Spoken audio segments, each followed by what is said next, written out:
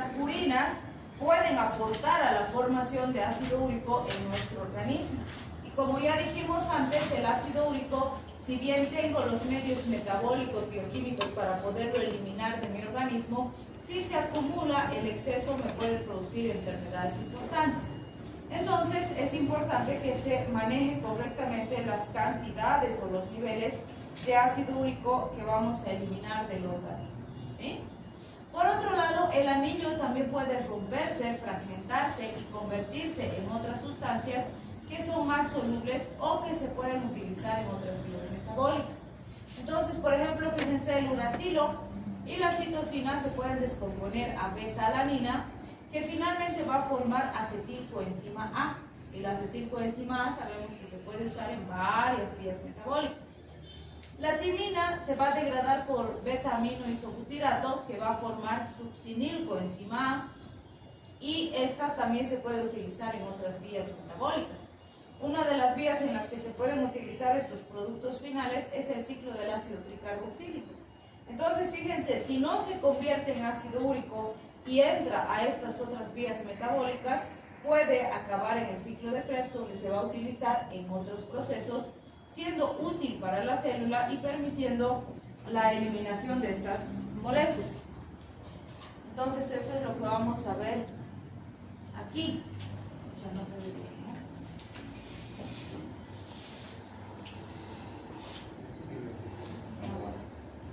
Entonces, fíjense, les voy a explicar yo.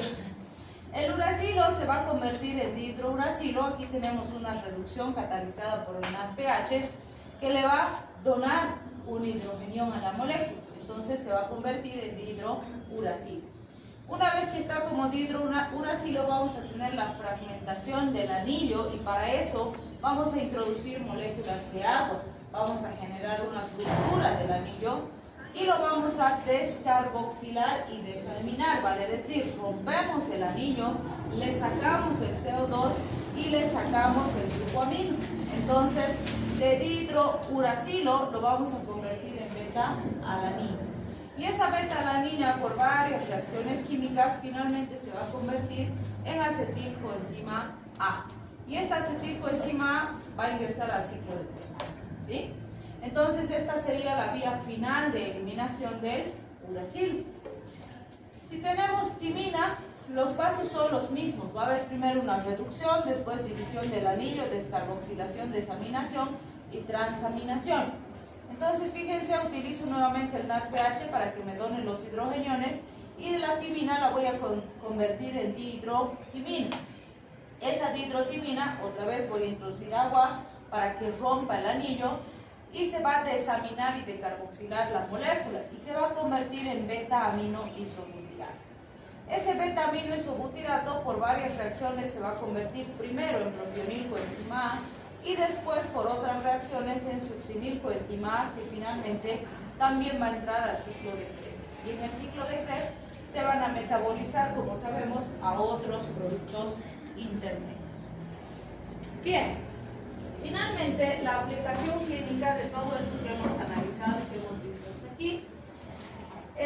Una de las situaciones en las que se usan estos fármacos es cuando mi objetivo es inhibir la formación de nucleótidos, ¿sí? Y por lo tanto, lo que necesito es disminuir la síntesis de DNA y el crecimiento celular. La pregunta será, ¿en qué patologías necesito esto? Pacientes con cáncer, ¿no es cierto? Porque en un paciente con cáncer el problema es que la célula crece y son células enfermas, ¿sí? Y para que esas células crezcan, ¿qué necesito? O para que una célula tenga sus células hijas, ¿qué necesito?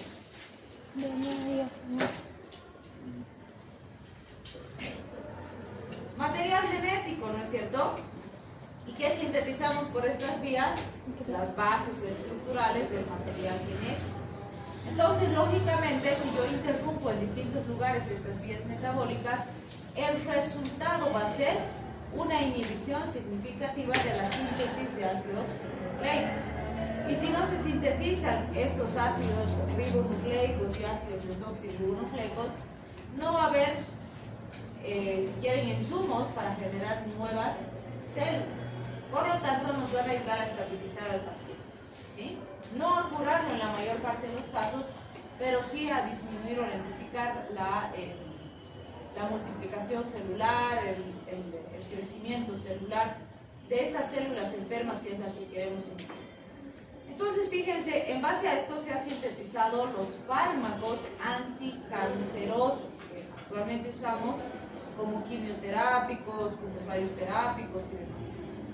Entonces, fíjense, tenemos los antagonistas de la glutamina, por ejemplo, la sacerina, diazoxonorleucina, que son sustancias que se usan como análogos de la glutamina. Lo que hacen es, al actuar como análogos de la glutamina, inhiben competitivamente las enzimas que incorporan glutamina. El resultado de esto va a ser una disminución de la síntesis de pirimidinas con inhibición de la carbamilfosfato sintasa de tipo 2 y una disminución de la síntesis de purinas que inhiben reacciones de tipo 2. Entonces vamos a ver al fosfodioxilpirofosfato aminotransferasa, que es una de las que más se afecta, y también puede haber inhibición de la enzima número 5 de la vía metabólica. También podemos mencionar aquí los antagonistas del folato, como el metotrexato. Entonces, el metotrexato es un fármaco que genera inhibición de la dihidrofolato reductasa, con el resultado de disminuir de forma significativa el tetrahidrofolato disponible para transferir unidades monocarbonadas. Entendiendo que este tetrahidrofolato lo hemos visto en varios pasos metabólicos importantes, ¿sí? Entonces, el resultado es la inhibición de la metilación del desoxirribomonofosfato a desoxitimilinmonofosfato. ¿Qué vamos a originar con esto? Disminución de la síntesis del desoxitimilinmonofosfato y disminución de la síntesis de purinas en general. Entonces, este metotrexato, fíjense, se usa como quimioterápico cierto. Y cuando se usa como quimioterapia, normalmente pues se usa en la famosa mola hidatiforme, en dosis altas en periodos cortos de tiempo. Pero también es un fármaco que pertenece al grupo de los FARMES. Vamos a ver, FARMES significa fármaco modificador de la enfermedad reumática, porque se ha diseñado para artritis reumatoide, ¿sí? Aunque actualmente se usa mucho en otras enfermedades autoinmunitarias. Entonces vamos a ver que este metotrexato, por ejemplo, en ese tipo de situaciones, pues se usa con el objetivo de disminuir la intensidad de la respuesta del sistema inmune y de esa forma mantener estable al paciente. No lo vamos a curar, pero sí vamos a lograr que su enfermedad progrese lo más lento posible. El 5-fluorouracilo es análogo del desoxiuridilmonofosfato. Vamos a ver que inhibe de forma irreversible la dimidilato sintetasa, que de forma secundaria va a generar inhibición de la síntesis del desoxitimidilmonofosfato sin un efecto sobre la síntesis de las purinas. Entonces son elementos importantes que necesitamos analizar para saber qué es lo que va a ocurrir con precisión en el paciente. Vale decir, todos estos fármacos lo que hacen es inhibir la síntesis de material genético. La pregunta será, ¿estos fármacos actúan solamente en una célula dañada o en cualquier célula que esté creciendo? En cualquier célula que esté creciendo. Y es por eso que van a ver que los tratamientos de quimioterapia son terriblemente agresivos con el paciente, ¿sí? Se le cae el cabellito, se le caen las cejitas, se inmunodeprime, se le resecan las mucosas, o sea, tiene un montón de complicaciones, tiene náuseas, vómitos, no tolera los alimentos, y todo eso es por la afectación tan importante que se produce por este efecto. Obviamente, si el beneficio es salvar la vida del paciente, claro que sí se justifica cualquier precio, ¿sí?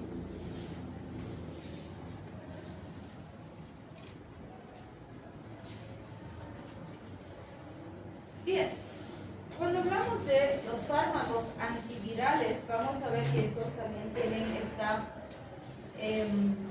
característica, podríamos decir. La acidotimidina, ¿alguna vez la han escuchado?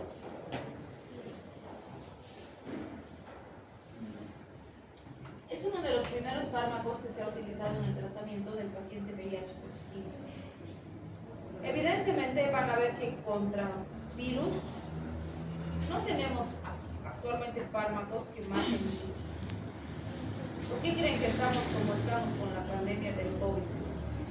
Porque no hay un tratamiento específico, no hay algo que podamos agarrar y decir, bueno, el paciente toma esto y se va a curar del COVID. No existe. ¿Qué hacen los antivirales que les damos a los pacientes con COVID? Porque sí les hemos estado dando, ¿no? Remdesivir, favipiravir, molnupiravir, les hemos estado dando. ¿Para qué me serviría?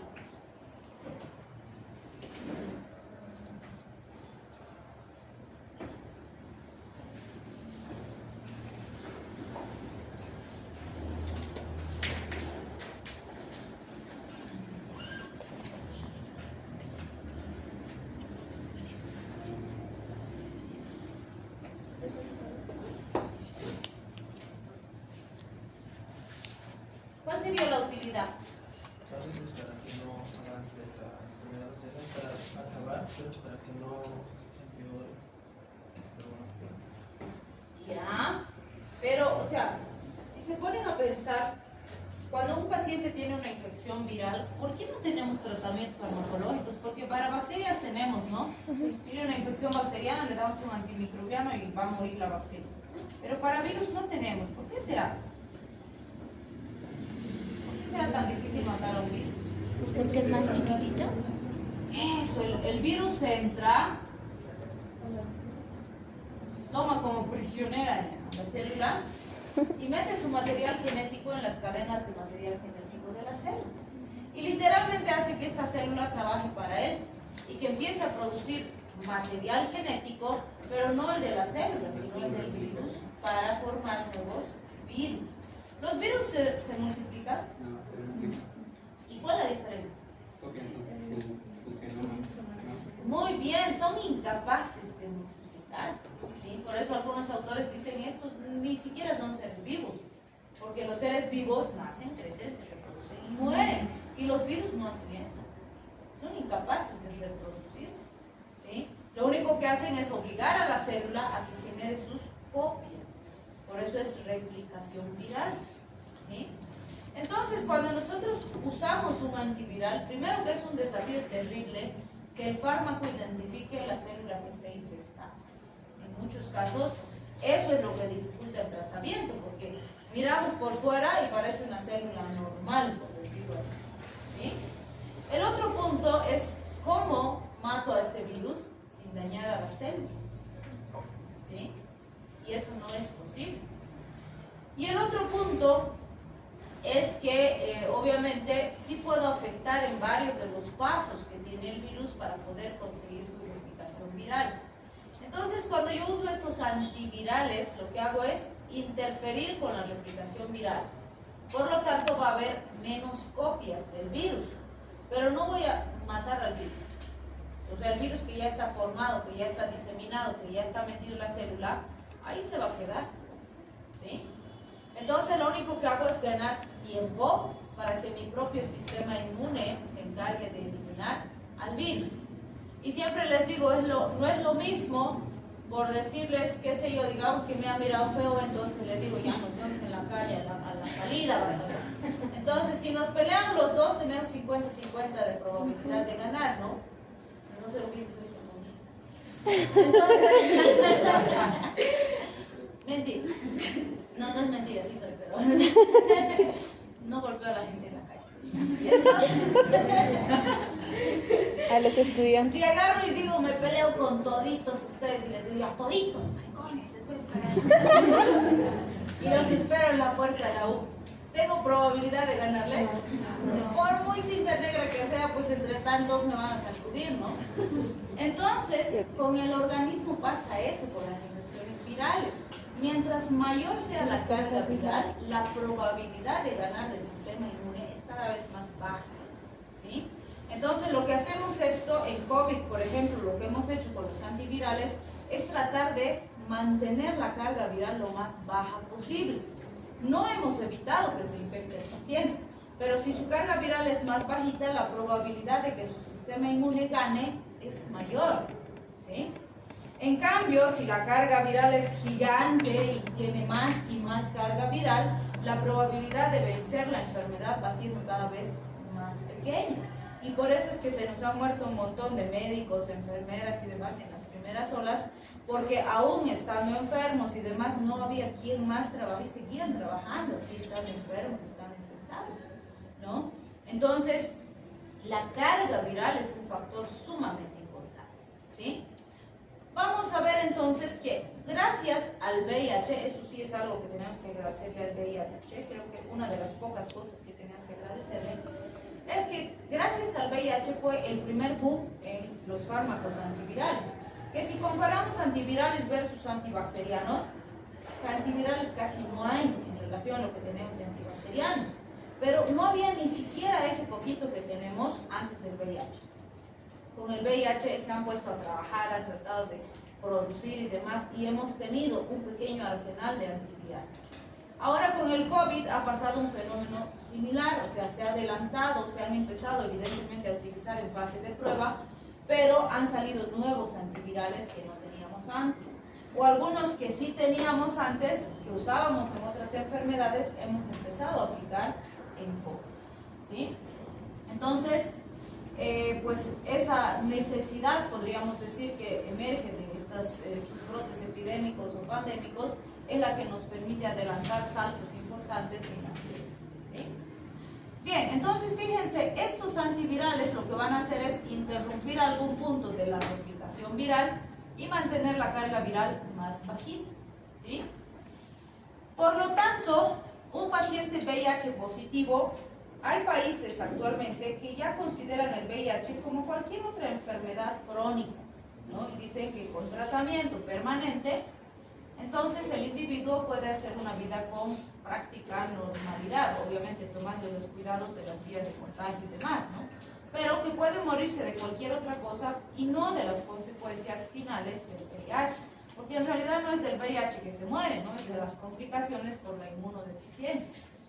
Entonces, en muchos lugares ya tiene, si quieren, una aceptación más amplia en la población. En nuestro país sigue siendo una enfermedad terriblemente tabú, podríamos decir, para la población. O sea, todavía tenemos que se infecta el familiar y lo botan de la casa encima, o no le hablan, o se aíslan completamente, lo dejan solo, entonces es terrible.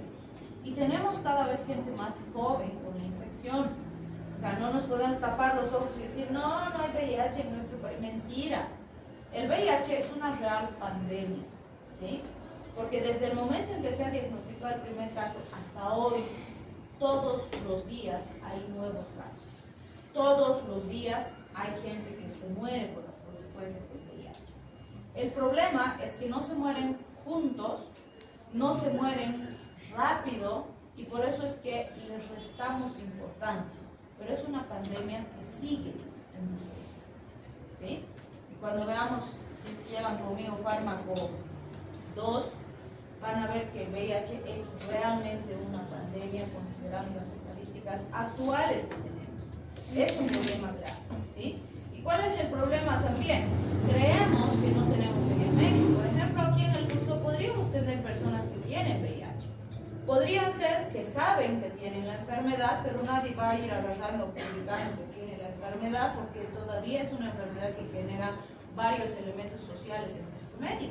Y por otro lado, puede ser que hay personas que tienen la infección y que no saben que tienen, ¿sí? Y que cuando van a saber, cuando se hagan algún estudio, cuando donen sangre o cuando necesiten algún test específico, ¿sí?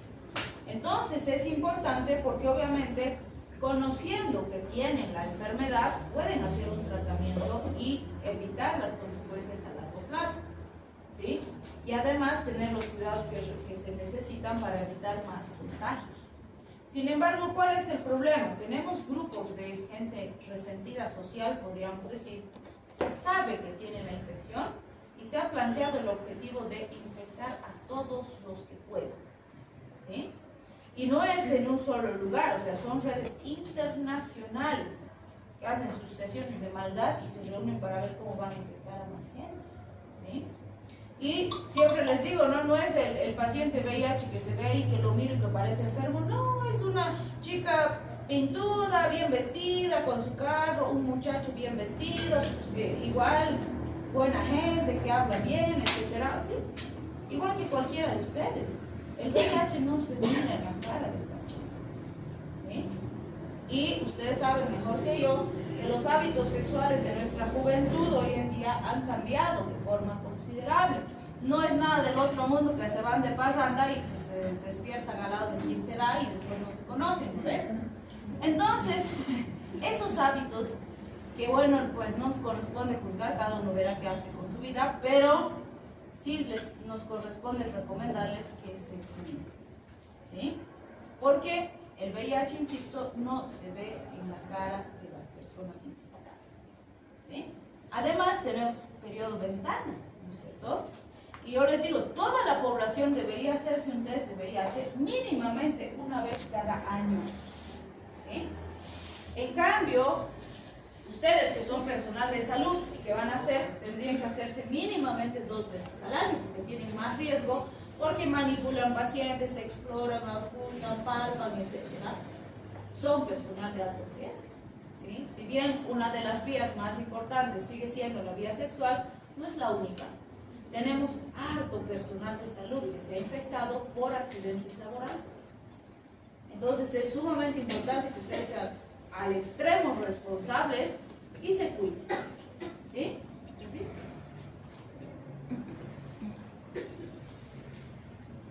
Entonces es importante que tomen conciencia al respecto, ¿sí?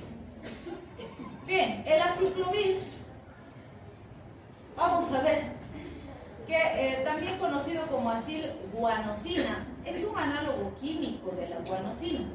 Entonces el aciclovir es un fármaco que utilizamos en las infecciones por herpes virus.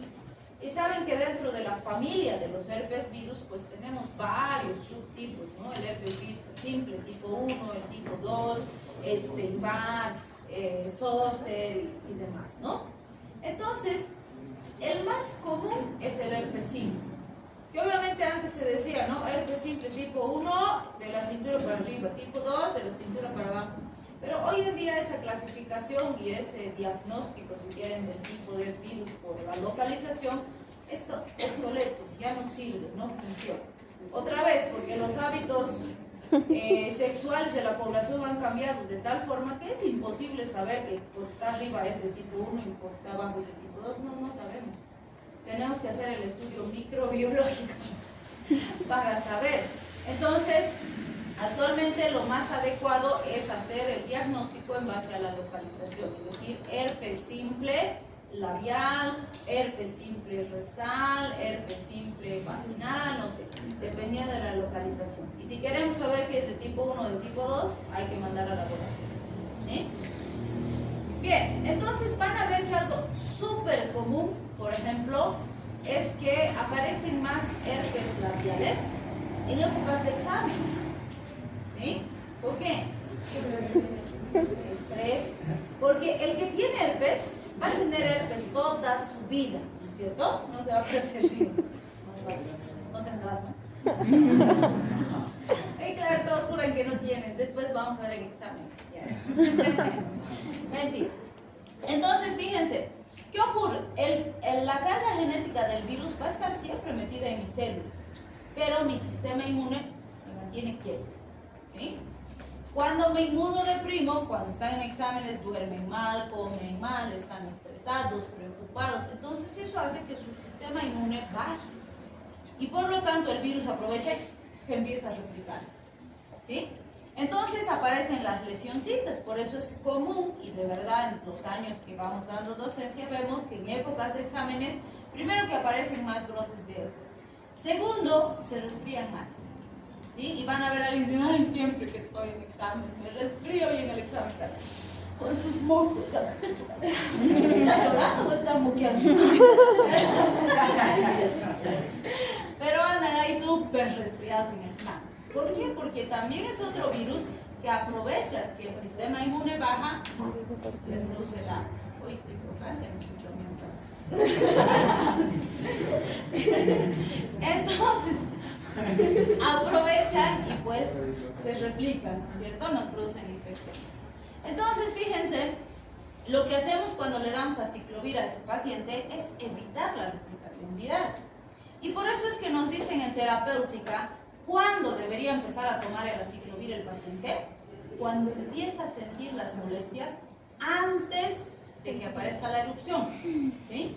Porque van a ver una persona que ya ha tenido una erupción herpética, dice, cuando me va a brotar yo empiezo a sentir como que me escuece, como que me quema, como que molesta en el sitio donde va a brotar. Esas molestias nos están diciendo que el virusito se está replicando, ¿sí? Y si en esa fase el paciente empieza con el antiviral, logramos cortar y en muchos casos ni siquiera aparecen las lesiones, ¿sí? Entonces es el momento más adecuado para iniciar el tratamiento. En cambio, si ya aparecieron las lesiones, o sea, es que ya ha habido una replicación pues, grande del virus, ya hay un montón. ¿Sí me va a servir el tratamiento? Sí, me va a servir para que no empeore y se vaya controlando, pero todo lo que ya se ha replicado va a seguir nomás su proceso. El fármaco ya no va a destruir lo que ya se ha replicado, ¿sí? Eso tiene que hacer el sistema inmune y lo va a hacer más lento. Pero aquí lo que hace el azul de metileno. ¿Perdón? El azul de metileno necesita Pinta. ¿Solo eso? O sea, no te olvides que el azul de metileno, también usan el mercurio y también hay otro que me ha olvidado su nombre ahorita que es transparente. Mertiolato. Creo que se llama mertiolato. O sea, que usan y le pintan, ¿no? Entonces, todas estas sustancias, o sea, son antisépticos y lo que tienen es un efecto citolítico. Entonces, teóricamente hacen que se seque la lesión y matan celulitis. Obviamente, es una lesión en la que va a ir saliendo un líquido, porque son como ampollitas que se rompen, ¿no ves? Se revientan y tienen liquidito. Y ese liquidito está contaminado con virus. Por eso es que decimos que la fase eruptiva es la fase en la que puede haber contagio por contacto directo. Entonces, al ponerle el citolítico encima, lo que haces es, si quieres, interrumpir ese ciclo. ¿Por qué? Porque a veces el pacientito se toca y ya con eso va a manipular algo y ahí puede transmitir un poco si es que el virus todavía es viable. Entonces, cumpliría la misma función que la que cumple el alcohol cuando hacemos esto, cuando hemos salido, de tratar de matar virus si es que están ahí presentes. Pero en controlar la evolución de la enfermedad no lo va a hacer, ¿sí? Sí hay, por ejemplo, aciclovir también en cremita. Entonces, eso se recomienda más que se estén pintando. Entonces, se pueden tomar el aciclovir vía oral y ponerse la cremita de forma tópica y eso sí acelera la curación de las lesiones, ¿sí? También hay parenteral. Normalmente en herpes simple no usamos parenteral, pero en los herpes zóster, que son grandes porque afectan todo un dermatoma, ahí sí suele ser necesaria la administración parenteral, ¿sí? Y obviamente no se tienen que olvidar que muchas veces el pacientito siente mucho dolor, aún siendo su herpesito así chiquitito en su boquita, le duele toda su cara y su cabeza y está mal, ¿sí? Entonces, si es necesario, también hay que usar analgésicos para controlar la molestia, ¿sí? Bien, pero bueno, pintarlo al paciente no es algo así muy importante, pero si se quiere pintar siempre al pacientito, no hay problema, se puede pintar. ¿Cómo estaban en el son? Como el profesor. Modo profesor, así, nivel profesor. Es el que está allá. ¿Cómo este? El otro. ¿Este? El otro. Sí. Así más o menos creo que les he visto. El que repasó.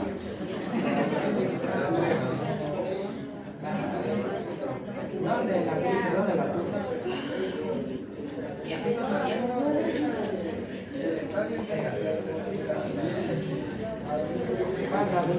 Con fluidos corporales como semen, sangre, fluidos vaginales. Después, accidentes laborales, ¿no? Cortaduras, pinchazos. Por vómites, no. O sea, no es que, ay, tiene VIH y no lo vamos a abrazar, ¿no? Puede agarrar, abrazar. Pero es verdad. No, de verdad yo conozco a alguien que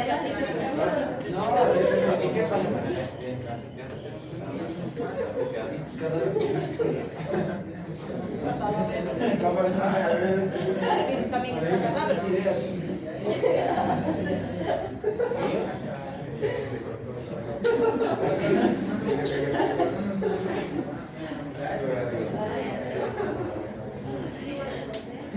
Bien, vamos a empezar entonces con el tema de membrana celular.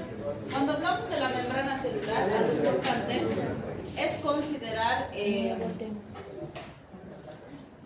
todas las características estructurales de la membrana. En este tema ustedes también ya tienen base porque han visto en otros capítulos la estructura de las células, su morfología, y en eso pues han hablado bastante de la membrana celular. Entonces, vamos a ver que esa membrana plasmática es sumamente importante porque define la extensión de la célula y separa su contenido del medio exterior.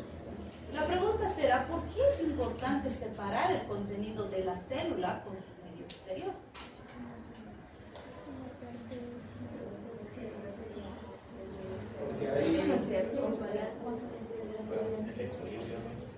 ¿Qué equilibrio?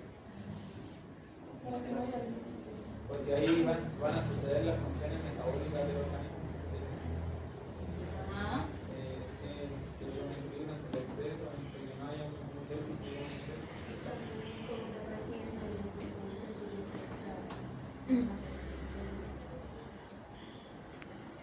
Por ejemplo, si hablamos del sodio, ¿es igual la concentración de sodio fuera de la célula y dentro de la célula? No. ¿Cuál es la diferencia? ¿Y el potasio? Ahora, si ustedes tienen, por ejemplo, un compartimiento que está dividido por una membrana semipermeable, bueno, dos compartimientos en realidad, y esta es una membrana semipermeable, y aquí tengo mucho soluto, que serían electrolitos por decirlo así, y aquí no tengo soluto, o poquito. ¿A dónde va el agua? ¿Aquí o allá? Donde hay más, ¿no? Ahora, si en plasma tengo sodio más de 100 y dentro de la célula tengo menos de 5, ¿a dónde debería ir el agua?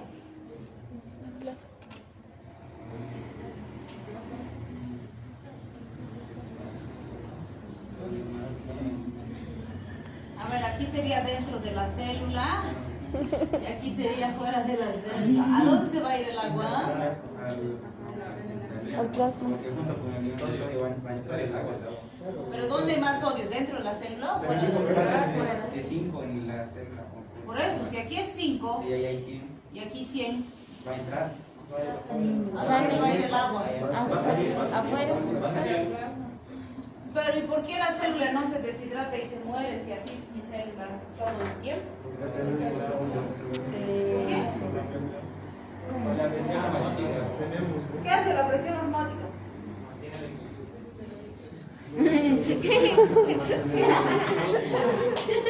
Está charlando,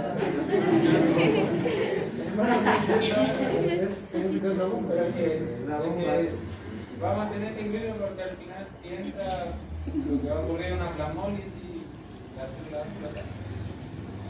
Por ejemplo, si esto no fuera mi célula y fuera una bacteria, ¿sí? Sabemos que tienen pared, ¿no ven? ¿Por qué tienen pared las bacterias? Porque aquí es hiperosmolar. Por decirles aquí, digamos que hay 200.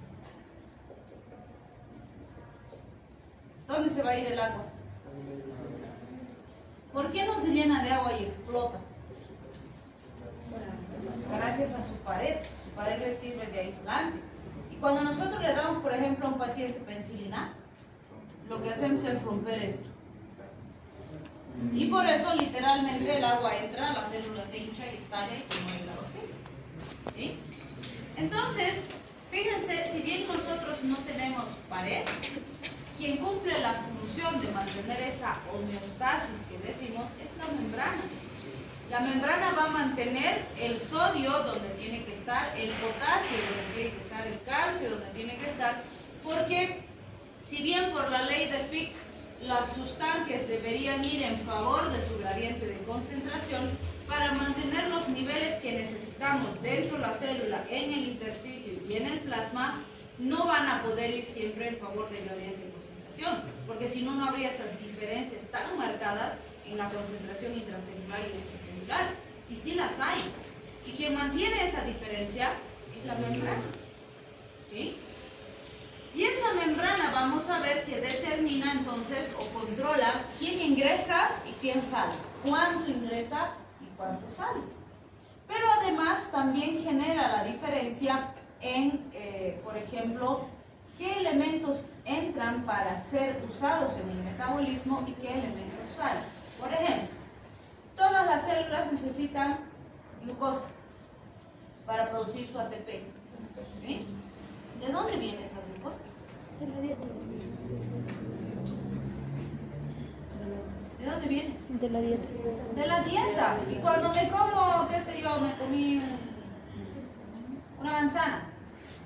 Me comí la manzana, está en mi estómago. ¿Cómo de mi estómago llega dentro del cérebro? Se absorbe ya por el flujo sanguíneo en el estómago y después, o en la sangre está la célula que tiene que usar. ¿Y cómo va a entrar a la célula? ¿Qué receptores? Proteínas, transporte. Sí, son receptores proteicos, los famosos GLUT, ¿no es cierto? GLUT 1, 2, 3, 4, 5. Por ahí van a entrar, ¿no es cierto? Y cuando entre a la célula, aquí va a formar ATP. Ya está, por la glucólisis. Ahora, en todos los procesos metabólicos que ustedes han visto que se dan dentro de las células en general, por ejemplo, un producto de desecho común es el CO2. ¿Sí? ¿Y cómo eliminamos el CO2? Por la respiración, es una de las vías más comunes, no la única, pero la más común. Entonces, ¿cómo ese CO2 que está aquí dentro de mi célula, cómo lo elimino de mi cuerpo? Por una difusión, por la diferencia de presión. ¿A dónde se va a difundir? Primero va a ir al intracelular y al capilar.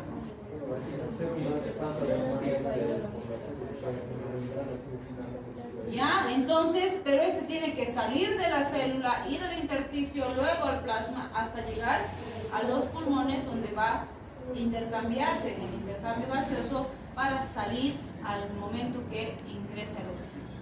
¿Sí? Entonces, fíjense, todos esos elementos son controlados y regulados por la membrana celular. ¿Sí? Y otro punto súper importante es que en esa misma membrana están mis sitios diana como señalización química que utilizo con fármacos. ¿Sí? Por ejemplo, si mi paciente es diabético tipo 1, no produce insulina. Entonces, ¿qué voy a hacer? Le voy a dar insulina. La insulina que le doy es sintética, muy parecida químicamente a su insulina que no produce. ¿Dónde va a actuar?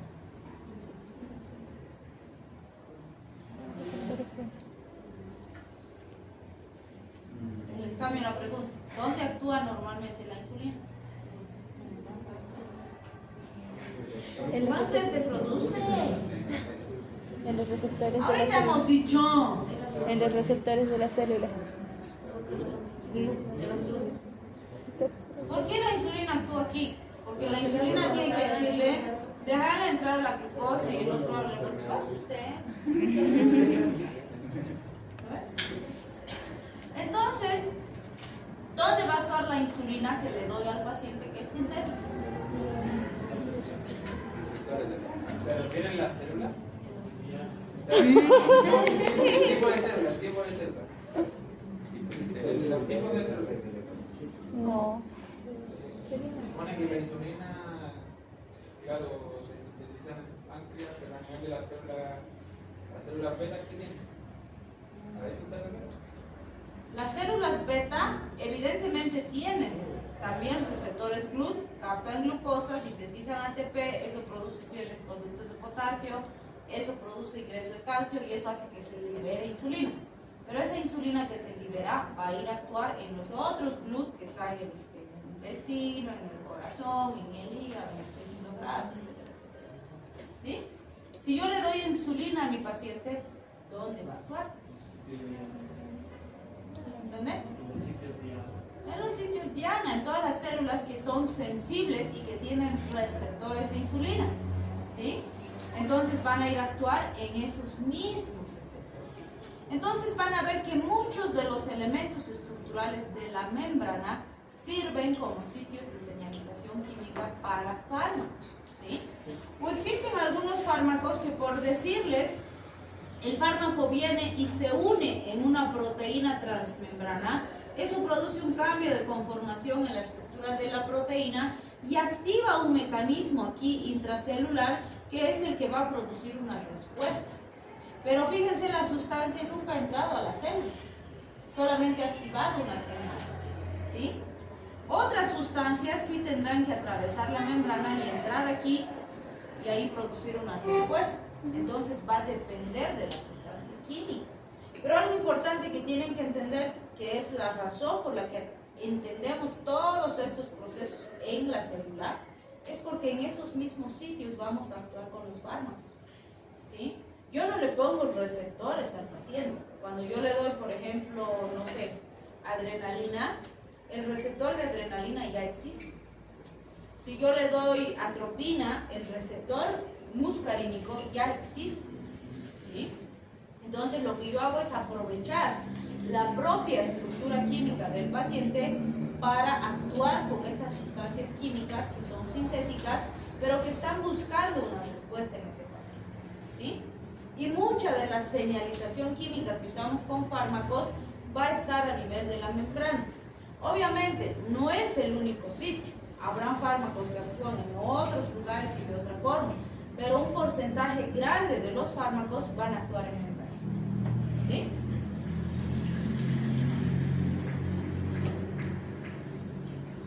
Bien, esa es la estructura de la membrana.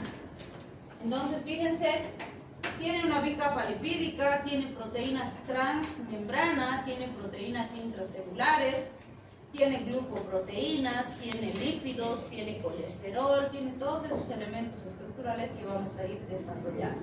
¿Qué sería una proteína transmembrana? Que abarca toda la membrana. Abarca toda la membrana. O sea, toda la estructura de la membrana la abarca.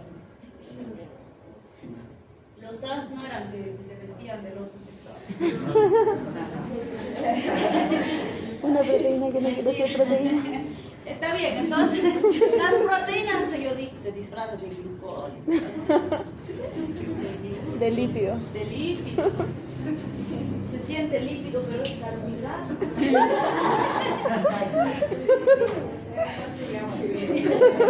que hacer chistes para que despierten ustedes se pasen.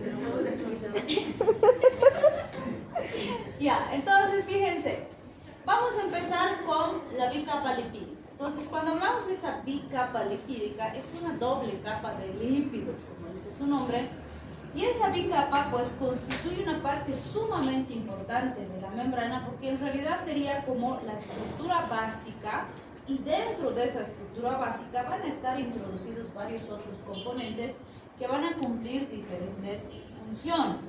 Entonces actúa como una barrera que además es impermeable al flujo de la mayoría de las moléculas porque es lipídica, ¿no es cierto?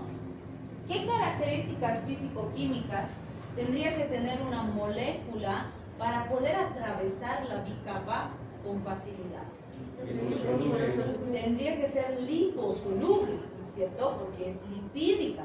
Entonces todas las moléculas que sean hidrosolubles no pasan con facilidad a la membrana, lo que no significa que no pasen, sino que van a tener que usar medios o mecanismos especiales para poder atravesar esa bicapa lipídica, ¿sí? Es proteínas de transporte, contratransporte, etc. Bien, entonces fíjense, las proteínas que están en el entramado de la bicapa lipídica se encargan de transportar moléculas al interior o al exterior, o sea, la mayoría de lo que son canales iónicos o proteínas de transporte, valga la redundancia, son proteínas. Algunas van a actuar como enzimas. Sabemos que todas las enzimas son proteínas con características especiales. Entonces, en algunos casos, como decíamos, puede ser que la sustancia química produce un cambio aquí afuera Y aquí adentro se activan ciertas enzimas que son las que van a producir la respuesta específica. Entonces, en cada caso va a ser diferente. También pueden actuar como receptores específicos para señales, como hemos visto con las GLUT o como vamos a ver con otras proteínas específicas. Bien, si volvemos a los lípidos, vamos a decir que el constituyente lipídico representa hasta el 50% de la masa total de la membrana plasmática de las células animales, incluyéndonos a nosotros, ¿sí? Para poderse, si quieren fragmentar, se necesita disolverlas con solventes orgánicos para poder disgregar, podríamos decir, su estructura química. Y se han visto tres tipos diferentes principales en esta bicapa lipídica: los fosfolípidos, el colesterol y los glucolípidos, ¿sí? Entonces, fíjense, esa es la estructura básica de un fosfolípido, ¿sí? Entonces, tiene un grupo fosfato que está en la cabecita, que sería el grupo polar, que es hidrofílica, y las colitas, que están conformadas por ácidos grasos, serían la parte apolar, o si quieren la parte lipídica, ¿no es cierto? Y en esa bicapa lipídica, estratégicamente la célula pone las colitas hacia la parte interna y las cabecitas hacia la parte externa. ¿Cuál sería la razón de esta disposición? Ya, primero nos va a servir como esa barrera que decíamos que va a controlar que no ingrese cualquier sustancia. Segundo, fíjense las cabecitas, que son los segmentos polares, que no repelen el agua, por decirlo así, o tienen facilidad para estar en interacción armoniosa con el agua, están hacia la parte externa y hacia la parte interna. ¿Por qué? Fuera de la célula, ¿qué es? ¿Qué hay? Agua. Agua. ¿Y dentro de la célula qué hay? Agua. Agua. Y si la parte lipídica estuviera en estos dos, estaríamos en conflicto, ¿no? Entonces, fíjense, es tan estratégica esta disposición que los elementos que interaccionan adecuadamente con el agua están en contacto con el agua. Y la parte lipídica que repele el agua está en la parte central, ¿sí? Bien, otro elemento importante que vamos a mencionar es que dependiendo de la célula específica, el fosfolípido puede variar y los glucolípidos también. Normalmente, pues hay variaciones en la forma del fosfolípido. Por ejemplo, las cabecitas, en algunos pueden ser triangulares, en otros pueden ser rectangulares, en otros redondos, en otros ovoides, dependiendo de la célula que sea. Además, vamos a ver que hay una variación en la longitud y el grado de insaturación de los ácidos grasos que conforman a estas moléculas. Entonces, esas colitas que hemos visto pueden ser más largas, más cortas, ¿okay? Algunos ejemplos que podemos mencionar: la fosfatidilcolina, la asfigomielina, la fosfatidilserina y la fosfatidilgranolamina. Bien. Otro concepto que no debemos olvidar cuando hablamos de los fosfolípidos es que los fosfolípidos clásicamente se han conocido como moléculas anfipáticas. ¿Qué es anfipático?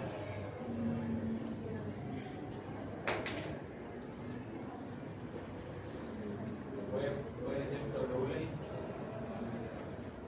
¿Eh? ¿Qué?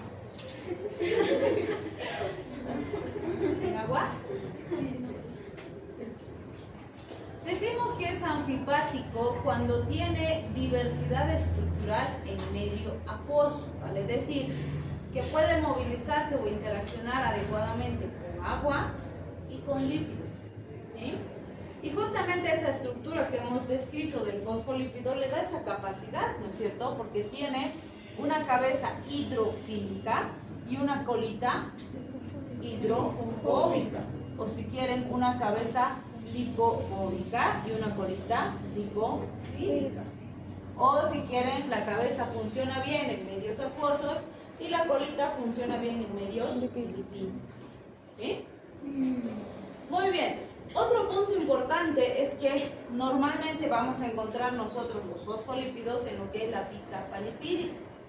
pero habrán localizaciones en los que se puede disponer en una sola capa y obviamente la parte lipídica va a repeler el agua, ¿sí? Como cualquier otro lípido. Y estratégicamente nuestro organismo, para poder asimilar los componentes lipídicos o para poderlos movilizar dentro de nuestro organismo, los transforma en micelas.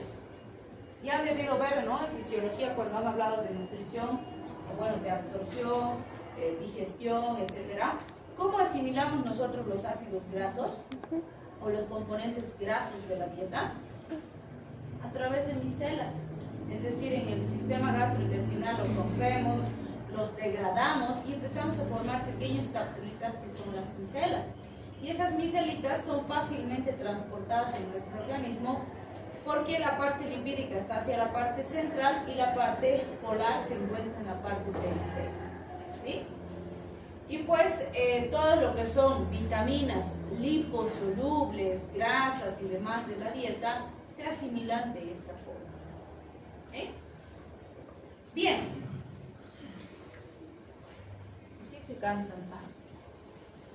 Cuando hablamos del colesterol, como ya hemos ido viendo, vamos a ver, valga la redundancia, que representa del 25 al 30% de las membranas plasmáticas.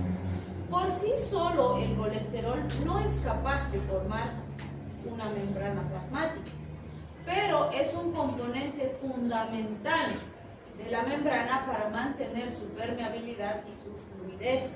Por eso siempre les digo, esas famosas propagandas que nos dicen cero colesterol no son saludables de ninguna manera, ¿sí? Porque cero colesterol sería incompatible con la vida. No puede existir cero colesterol. Una de las funciones del colesterol es formar parte de la bicapa lipídica, pero tiene otras funciones más, ¿no es cierto? Entonces cero no es saludable.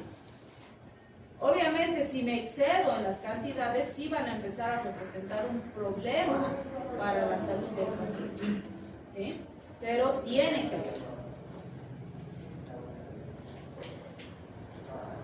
Bien, si hablamos de las proteínas, tenemos proteínas integrales y proteínas periféricas. Como el nombre dice, vamos a ver que las proteínas son parte estructural y funcional de la membrana. Equivalen aproximadamente al 50% de la masa de las membranas celulares y van a participar en gran cantidad de funciones, incluyendo las funciones en las que van a estar asociadas a lípidos y a carbohidratos, formando las glucoproteínas y las lipoproteínas, ¿sí? Entonces, cuando hablamos de las proteínas periféricas, como dice su nombre, se encuentran a nivel periférico. Por lo tanto, interaccionan con la membrana, pero fácilmente se pueden romper y separar de la membrana. Estas interacciones normalmente se rompen con cosas tan sencillas como la adhesión de sales, cambios del pH, que se pueden producir en situaciones patológicas o de forma experimental. Y la mayoría de estas proteínas periféricas están unidas a proteínas integrales.